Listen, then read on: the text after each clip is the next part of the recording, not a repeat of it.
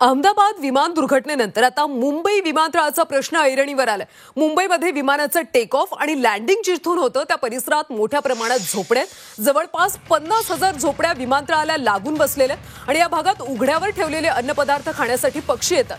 त्या पक्ष्यांचा सुद्धा विमानांना धोका होतो।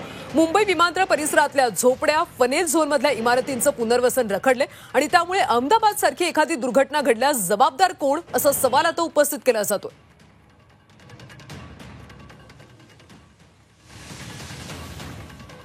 तर अहमदाबादच्या विमान दुर्घटनेनंतर आता मुंबईच्या विमानतळाचा प्रश्न ऐरणीवर आलाय, कारण मुंबईमध्ये विमानाचं टेक ऑफ आणि लँडिंग जिथून होतं त्या परिसरात मोठ्या प्रमाणात झोपड्या आहेत। जवळपास 50,000 झोपड्या या विमानतळाला लागून आहेत आणि या भागात उघड्यावर ठेवलेले अन्नपदार्थ खाण्यासाठी पक्षी येतात। त्या पक्ष्यांचा सुद्धा विमानांना धोका आणि त्यामुळे सध्या मुंबई विमानतळाचा प्रश्न सुद्धा ऐरणीवर आलाय आणि याच ठिकाणावरून आढावा घेतला आमचे प्रतिनिधी मनोज कुलकर्णी यांनी।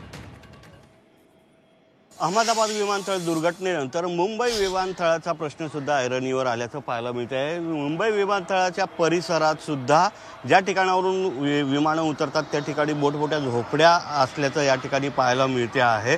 मुंबईचं हे विमानतळ जे आंतरराष्ट्रीय विमानतळ आहे आणि रोज या ठिकाणी 800 पेक्षा जास्त विमानांचं उड्डाण होतं आणि त्यातच जर एखादी दुर्घटना घडली तर किती मोठी होऊ शकते याचा अंदाज न घेतलेलाच बरा।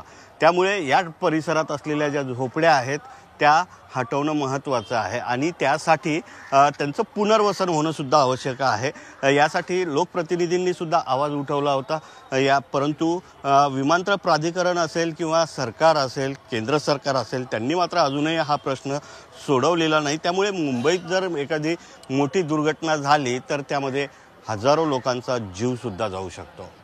Video journalist Anil Saundade, Manoj Kulkarni, Zee media, Mumbai.